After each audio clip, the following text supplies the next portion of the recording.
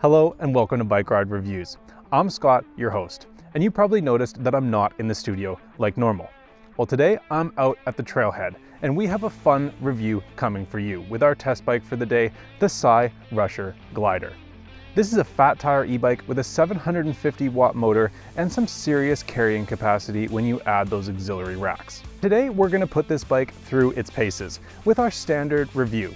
We're going to start off with the bike's build, take you through its components and how it all works. We've got all the test results and stats that you've come to expect from a BikeRide.com review coming up. Plus, I wanted to go a mile extra. I'm putting the last of my gear on here at the trailhead, and we're going to take this thing out on a camping trip today. But not just any camping trip. We're going to be traveling over 15 miles of variable terrain, starting out with some gravel roads, winding up on some tighter pathways, with some serious hills, obstacles, and winding up at a great beach camping spot. Am I going to make it all the way there, or am I going to wind up on the side of the road somewhere with my gear strewn all over the place, calling for a ride home? While I put the last few touches on my cargo here, let's hop back to the studio to learn a little bit about Cyrusher before we get started on our camping trip today. Cyrusher was founded in 2014 in Shenzhen, China, and opened its first store in Salt Lake City, Utah in 2022. Cyrusher sells various e-mobility products, such as electric bikes, electric dirt bikes, and electric skateboards. Their current product lineup includes 14 e-bikes. I previously tested the Cyrusher XF900, and if you want to check out that review or the other 7 Cyrusher bikes that have been reviewed on BikeRide.com, follow the links in the description below. So what is the Cyrusher Glider? Well, Cyrusher calls the Glider a cargo e-bike, suitable for cargo carrying, making deliveries, commuting with kids, or hauling gear on outdoor adventures. In truth, its compact size makes it more of a utility bike than a pure cargo machine. The Glider has an aluminum frame, a 90mm coil suspension fork, and 4-inch fat tires. It comes in a single frame size with 3 color options, including orange, blue, and the black version that we're testing. The one-size-fits-all frame is claimed to fit riders 4'11" to 6'3". Cyrusher lists the payload capacity as 440 pounds, but this actually includes the weight of the bike, which is actually the gross vehicle weight. This inaccurate and unsafe labeling is a real pet peeve of mine. The Glider uses a 52-volt electrical system that includes an 811 watt-hour battery and 750 watt motor with 80 newton meters of torque. Unfortunately, the bike doesn't currently have UL certification.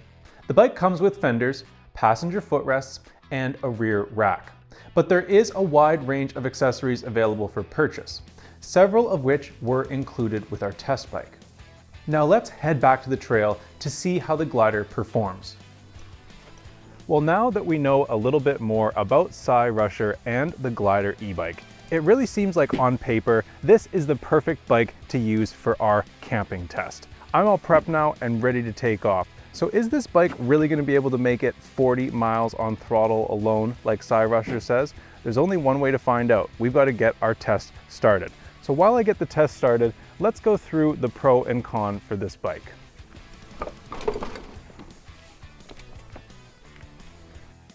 Our first pro for the bike is the power and speed. I really enjoyed the Glider's power. The 750 watt motor accelerates quickly using the thumb style throttle. And in pedal assist levels 4 and 5, the bike actually accelerates faster with the throttle than pedal assist. It easily cruises just below 20 miles per hour, perfect for those who don't want to pedal. The bike also cruises comfortably at 20 miles per hour while using pedal assist, and the motor responds quickly to rider input thanks to the sensitivity of the torque sensor. The smooth and responsive pedal assist felt natural, and it made the Glider enjoyable to ride in traffic. The bike also performed well in our hill tests, providing good assistance on hills in pedal assist levels 4 and 5. The second pro is the excellent range. I was able to ride for over 35 miles using maximum pedal assist and over 50 miles using pedal assist level 3. This second test is closer to what you can expect as real-world range from the glider, unless you ride using just the throttle and maximum assistance. The first con is the product information available. Navigating Cyrusher's website and the glider's owner's manual to find product information is a frustrating experience. Firstly, I couldn't find a link to the manual on the Cyrusher website, and so I had to contact the company to get a link to a Google Drive folder. The website also lacks critical information, such as the water and dust ingress protection rating. The brand also lists the weight capacity as 440 pounds, but when I asked Cyrusher support, they informed me that it's actually 348.5 pounds, which is the total minus the bike's total weight of 91.5 pounds. While I was digging into the glider's manual and the advanced settings, I became even more confused. The bike uses an advanced menu with numerical names, which include 19 options with names from 01p to 19p. The manual only mentions 3 advanced menu options, none of which are correct. These are some basic issues that really should be ironed out before any bike is listed for sale. The second con were ill-fitting footboards. Some of the accessories that Cyrusher has provided for testing didn't fit correctly. The worst offender was the drive side passenger footrest. Installing it means that you have to bend the rear derailleur cable, which results in poor shifting. Unfortunately, I couldn't find a fix for this issue. The third con was a poor kickstand design. The double-sided kickstand lifts the rear wheel high off the ground. Its relatively forward positioning and length means it acts like a seesaw. So when I put weight on the rear rack, it tips backward quite aggressively, so the front wheel is then lifted into the air. The lateral stability of the bike is fine, but I would feel uncomfortable loading kids or delicate cargo onto this bike with it moving so much while on the kickstand. This problem could be corrected if the stand didn't lift the rear wheel as high, or if it were placed further back on the frame. Cyrusher's description of the glider as a powerful, efficient, and versatile electric bike for everyday use seems mostly accurate. The glider has an aluminum step-through frame and a suspension fork with 90 millimeters of travel and lockout as well as preload adjustments. The low 17-inch standover height makes the bike easy to mount and dismount. And the frame's thick tubing appears robust, but the welds aren't very clean and the rear wheel guard is a bit beefy in my opinion. Cyrusher rates the bike for riders from 4'11" to 6'3", but I used the full seat post extension at just 6 feet tall with a 32-inch inseam. So this bike is unlikely to fit riders taller than that. Otherwise, the riding position is relaxed and upright. The glider weighs 91.5 pounds, meaning that the payload capacity for rider and cargo is just 348.5 pounds. The short tail rear rack and limited carrying capacity make Cyrusher's cargo e-bike label seem a bit of a stretch. We think this bike more accurately describes itself as a utility e-bike. Also included with this bike are the full coverage fenders to block any road spray and debris that are thrown up by the 4-inch wide Chaoyang fat tires. These tires have a light off-road tread, but they don't have puncture protection.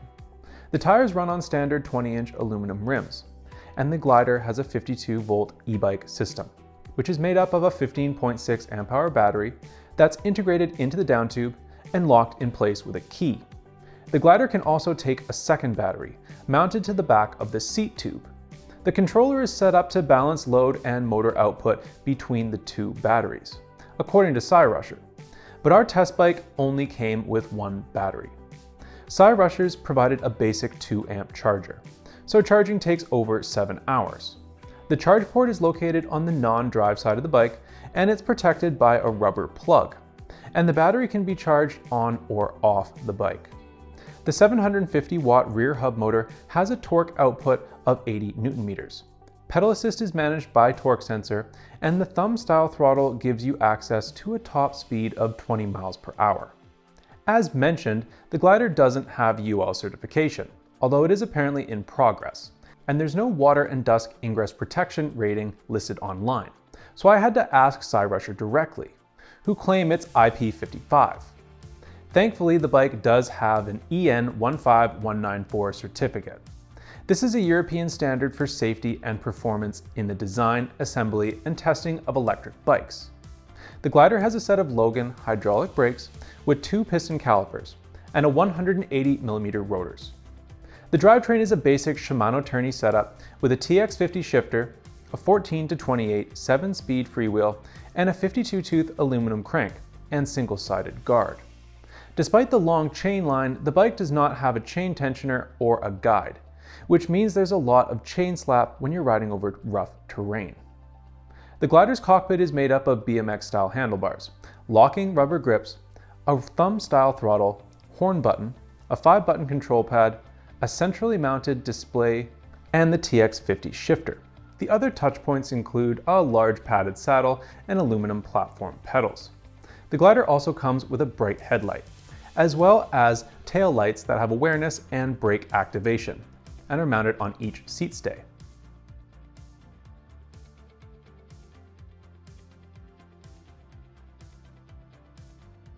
Well, here we are. We've completed about 5 miles now coming down the road, and we just got out of a tighter section with a lot more bumps. So first off, this bike is really nice to accelerate with, even fully loaded with cargo. I haven't had a problem accelerating. I've been using pedal assist level 3 up to 5, and it's been going great for me. I have noticed some more speed shimmy in the front and that flex in the frame becoming more pronounced as I'm riding the bike off-road with a little bit of weight on it now. And there's definitely a decent amount of flex in the frame, which I'm not super happy to see. But we're definitely powering along. We've got about 5 miles down, and we're gonna keep on going. The bike has handled some good bumps and stuff. I've really had to tone down my power coming into the tighter trail sections, but that's gonna be expected with a hardtail cargo bike like this and how much cargo I'm carrying on this thing right now. So I really don't have any complaints, and it's handling this wide industry road like a champ, as well as it just handled those tighter trails just fine. So this bike really does great for camping. I'm happy with it, and we're gonna check back in after some higher hills that I'm doing later on in the test and see if we're gonna make it all the way to our camping spot. The Cyrusher Glider produced a fast time of 2 minutes and 41 seconds in our small elevation hill climb, maintaining reasonable assistance throughout. However, when compared to other Class 3 28 mph models, the Glider only beats the Himalaya D5. This is likely down to the bike's weight. The Cyrusher is also limited by its gearing, which results in ghost pedaling at speeds over 20 mph, meaning that you can't take advantage of the torque sensor. The Cyrusher is not a slow bike or a slow climber, but it's not quite as fast as some other models that we've tested, at least on this type of climb. In our shorter, steeper climb, the Glider was only outpaced by the Fido Titan, holding a rapid 17.8 mph average speed. This is an impressive result, considering the bike's high weight. As we covered in our first Pro, the Glider's acceleration is excellent, taking just 8 seconds to reach 20 mph from a stop, whether you're using the throttle or pedal assist level 5. This is among some of the fastest acceleration results that we've recorded, which match other powerful bikes like the Velotrix Summit 1, the Himalaya Cobra, and the Quiet Cat Lynx, but are not quite as fast as the fastest bikes we've recorded at 6 seconds. The Glider delivered impressive range in both tests, covering almost 37 miles with 1,473 feet of elevation gain during the max assistant test, and almost 51 miles with the same elevation gain in the real-world Pedal Assist 3 range test. The only downside is that Pedal Assist Level 3 is a little underpowered, especially for hills, so my average speed was just 13.5 mph. This means that you're probably going to wind up using Pedal Assist Levels 4 and 5 more often than not if you live in a place with steep hills. Another pleasant feature of the Glider's battery is that the 5-bar battery indicator didn't fluctuate. Each bar was used up in a consistent and reliable manner that made it easy for me to gauge the remaining range. The Glider's stopping distance, while within a safe range, are longer than average. From our comparison bikes, only the Fido Titan took longer to stop. The Fido T2 Cargo e-bike with similar wheels took just 13 feet. The glider comes with a bright front light that easily illuminates a set of cones 100 feet away. The beam reach is almost as good as our Cat-Eye AMP 1100 lumen test light, but looking at the beam from above, you can see that the beam is narrower, so it doesn't illuminate the peripherals as well. That said, this is a great light for a bike, and at this price point, I'd be comfortable taking the glider out at night without an additional front light. The two rear lights are also bright when viewed from 100 feet away, as is the brighter braking indicator. However, the glider's taillights are not quite as bright as my 150 lumen Lezyne KTV Pro Plus.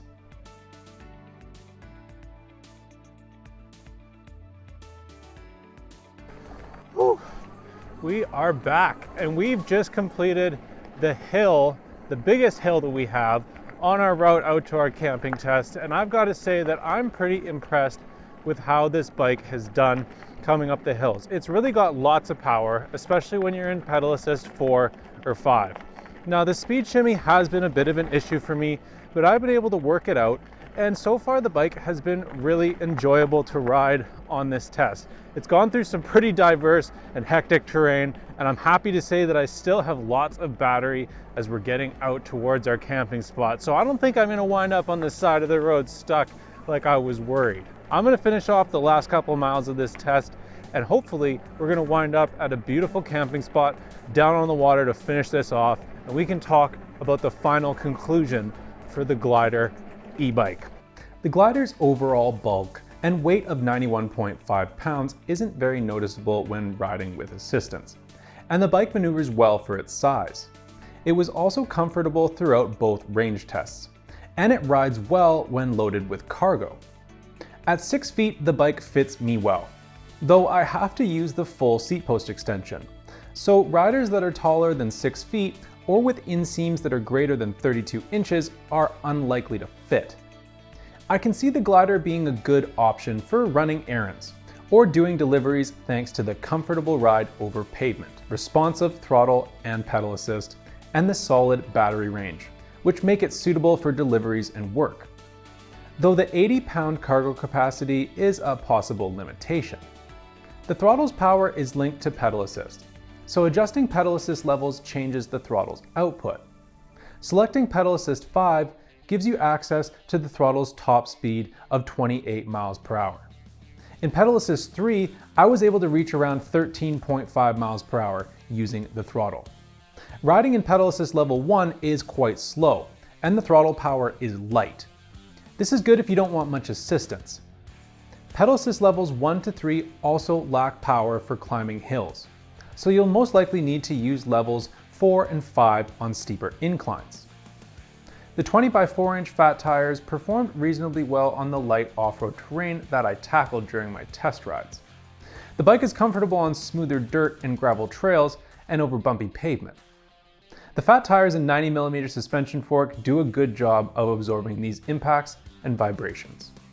However, the fork easily bottoms out from heavier impacts, but this is typical for suspension components in this price range. Finally, it's worth noting that the glider makes a fair amount of noise over bumpy pavement and off-road situations, from the clunky suspension and chain slap. Thankfully, the pitch of the motor is lower than others that I've tested recently, so it doesn't have that high-pitched, annoying whine. The battery is located in the down tube, and it's removed towards the floor. To remove the battery, you first insert the key, and then turn it to the unlock position. The battery will pop out to its first unlock position, but it will still be held in the bike frame. Locate the lever above the battery on the bike's frame. Turn the lever and the battery will be released from the frame. Then pull the battery out of the frame towards the floor to remove it. To install the battery, you just insert the battery, bottom first, into the slot to align the battery connections. Then press the top of the battery into position, and the battery will click and lock securely in position so that it's flush with the frame.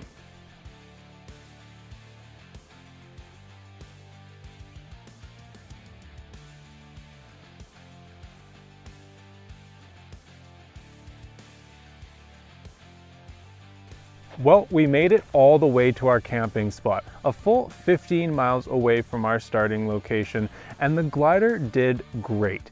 The battery power and capacity really made riding this bike enjoyable throughout the test, and it was able to handle a lot of the hills just fine, even fully loaded with gear like we have here. We have a ton of gear on here that I normally wouldn't bring with me bike packing, including my cooler, my sleeping arrangement, my tent, and of course my full Coleman stove. And the glider did great.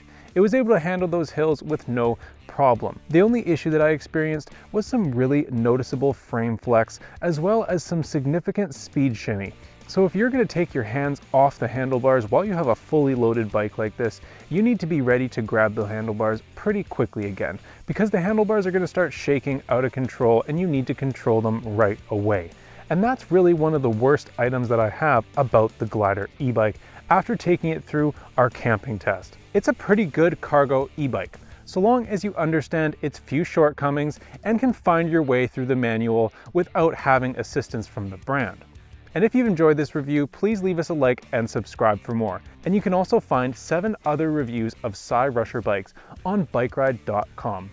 I'll see you in the next BikeRide.com review. I'm gonna get my tent set up and start cooking.